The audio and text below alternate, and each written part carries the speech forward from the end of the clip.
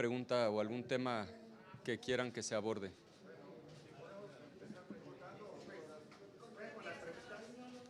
Sí, claro. ¿Consideras que esta ley de telecomunicaciones tuviera que ser parada o frenada hasta en tanto se lleva a cabo las negociaciones o las nuevas negociaciones del TEMEC, del TLC? Porque obviamente se contempla toda esta discusión en este tema también. Sí, para nosotros, más que un problema de tiempos, es un problema de fondo. Como lo hemos dicho, sería absolutamente inaceptable que borren el artículo 109 y nos quieran dar a tole con el dedo diciéndonos que ya se corrigió la ley en materia de telecomunicaciones. Esta ley tiene 4 problemas monumentales. Me voy a referir a los más importantes. Tenemos primero un problema de violación al TEMEC y por ahí quiero empezar contestando su pregunta. O sea, no hay ya ninguna duda, cualquiera que sepa hablar español y que lea los artículos 56, 57 y 58, sabe que son violatorios del capítulo 18 del Tratado de Libre Comercio, del TEMEC, concretamente del 18.18. Dice por ahí una máxima que es una enorme torpeza previo a una negociación darle balas, darle municiones al adversario. Y pareciera que eso están haciendo. Están por aprobar una ley que viola de manera flagrante el Tratado de Libre Comercio y lo que va a provocar es darle una enorme ventaja a nuestra contraparte estadounidense, porque ellos tendrán de saque de su lado el argumento para reclamar que nosotros estamos violando el Tratado de Libre Comercio. Dicho esto, por supuesto que estamos de acuerdo en que hay que anticipar la renegociación del Tratado de Libre Comercio. Al mal paso darle prisa. Lo que hoy nos tiene al borde de la recesión económica es la incertidumbre, la falta de claridad. Una renegociación del Tratado de Libre Comercio podría muy bien resolver ese problema, que exista certidumbre. Pero aquí la pregunta es, ¿en qué cabeza cabe querer aprobar una ley cuyos artículos son violatorios del propio Tratado de Libre Comercio? Irnos a sentar a la mesa de negociaciones dándole municiones gratis al adversario para que nos la recete diciéndonos, oye, punto de partida, estás violando el Tratado de Libre Comercio. Entonces, sí a la renegociación anticipada es conveniente. La incertidumbre, es verdad, nos tiene al borde de la recesión, pero hagámoslo con inteligencia, con altura de miras, para que gane México, no para que nos metamos a la cueva del lobo. Que sí pudiera ser frenada esta ley. Y sobre la ley de telecomunicaciones, mientras no haya consenso para resolver los grandes problemas, no se debe aprobar. 1, viola el Tratado de Libre Comercio. 2, es una ley censura. Le permite a una persona bloquear plataformas digitales, cuentas de Twitter, de Facebook, de Instagram, bajar páginas de internet, suspender transmisiones cuando lo que se diga no le guste al gobierno. Eso es absolutamente inaceptable. Tercero, les permite tener acceso a geolocalizar a todos los ciudadanos. ¿Dónde queda la privacidad? ¿Cómo que el gobierno va a tener acceso a nuestra geolocalización?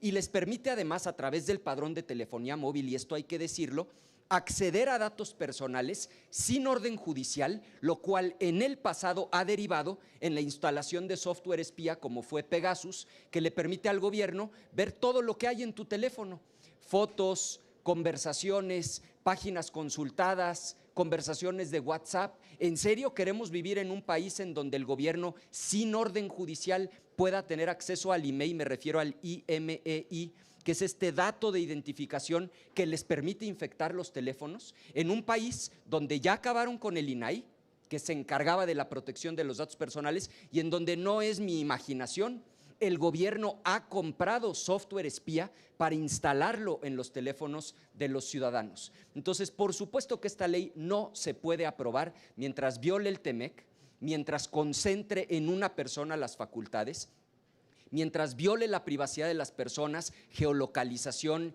y datos personales, y mientras siga siendo un instrumento de censura. Queremos que haya libertad de expresión, que podamos decir lo que queramos, aunque no le guste al gobierno. Mientras eso no suceda, por supuesto que no se debe de aprobar la ley. Mayolo López, de Grupo Reforma. Gracias, Ricardo. ¿Cómo ves el lío de la gobernadora de Baja California por el asunto de la visa? Y segundo, ¿cómo lees la fuga o el exilio de 17 integrantes de la chapiza a Estados Unidos? Son dos temas que están vinculados. Sobre el tema de la gobernadora, queremos hacer dos exigencias muy puntuales. La primera es, exigimos transparencia. Se ha especulado que tiene que ver con una complicidad con el crimen organizado, particularmente en temas de huachicol fiscal. Exigimos transparencia. Queremos saber si la razón por la que se retiró esa visa tiene que ver con que estaban lavando dinero del crimen organizado, concretamente relacionado con el huachicol fiscal. Se tiene que transparentar y esa es nuestra primera exigencia. Y la segunda exigencia es para el gobierno, que el gobierno rompa ya el pacto de impunidad. Es un secreto a voces que muchas y muchos servidores públicos de muy alto rango están vinculados con el crimen organizado. ¿Por qué nos tenemos que venir a enterar cuando nos lo dice otra nación, en este caso Estados Unidos?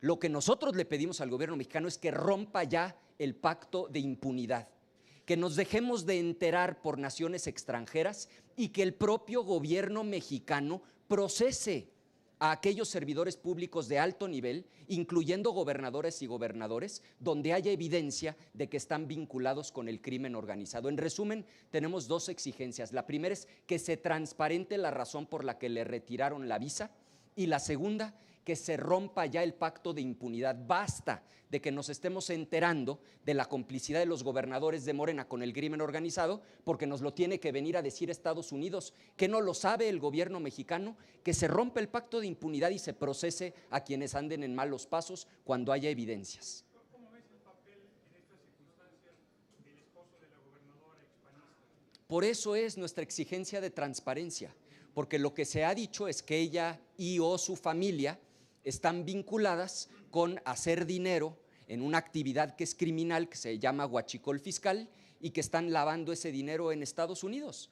Pues que se transparente cuál es su nivel de participación y cuáles van a ser las consecuencias de esta actividad. Félix Muñiz, de Punto Aéreo. Y, senador, un poco abonando a lo que estamos comentando Y me de la faltó lo gobernación. de los chapitos. ¿Se lo comento rápido, Félix? Sí, claro.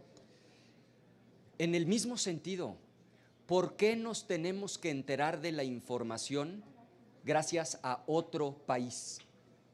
Porque no hay duda, los chapitos van a cantar y nos vamos a enterar de muchas cosas, porque el gobierno norteamericano no ofrece inmunidad a cambio de nada, lo ofrece a cambio de información.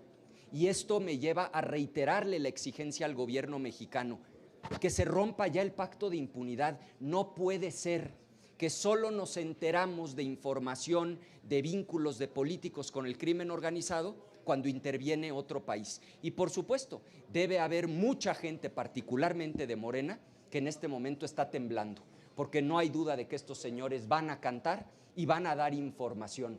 Esto me lleva nuevamente a exigir que el gobierno mexicano rompa el pacto de impunidad y que no dependamos de Estados Unidos para enterarnos de información, particularmente de vínculos de políticos con el crimen organizado. Sí, senador, regresando al tema de la gobernadora, el exgobernador Jaime Bonilla, incluso senador, la denunció, que tenía vínculos y desestimaron esa información. ¿Tendría que volverse a revivir esa información? Es que por eso la exigencia es romper el pacto de impunidad.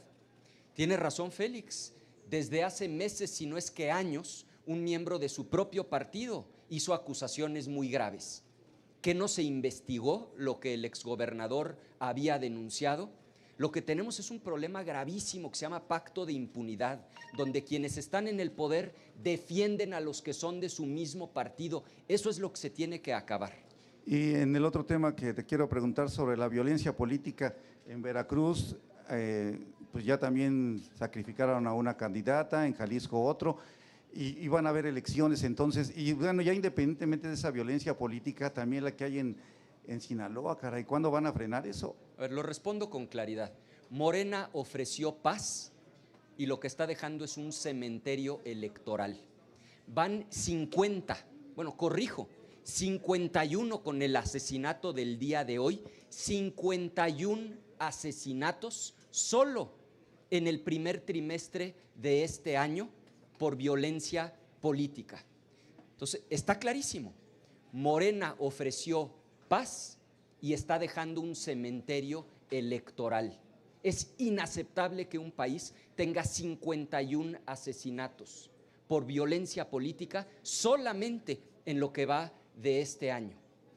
Esto es algo que tiene que ver otra vez con una omisión de las autoridades, y nosotros lo que exigimos es que estos y todos los casos se investiguen a fondo y que los culpables, quienes la hayan hecho, la paguen. Y bueno, que me hagas un comentario, las madres siguen, las buscadoras salen a marchar, van a tocar puertas a Palacio Nacional y no las reciben. ¿Qué se tendrá que hacer para que el gobierno realmente agarre un pico y una pala y salgan ellos a buscar? Bueno, está pendiente justamente la ley en materia de desaparición forzada y de desaparición a manos de particulares. Está detenida aquí en el Senado de la República. Para nosotros sería inaceptable la aprobación de esa ley si la voz de las madres buscadoras no está claramente reflejada en el contenido de la ley. Nosotros no vamos a apoyar una legislación si no es con la voz de las madres buscadoras, quienes sufren en carne propia todos los días la desaparición de sus seres queridos, y yo aprovecho para expresarles a ellas todo nuestro respaldo, toda nuestra solidaridad. Bueno, pues les agradezco. Si les parece, me regreso al conversatorio. Sale.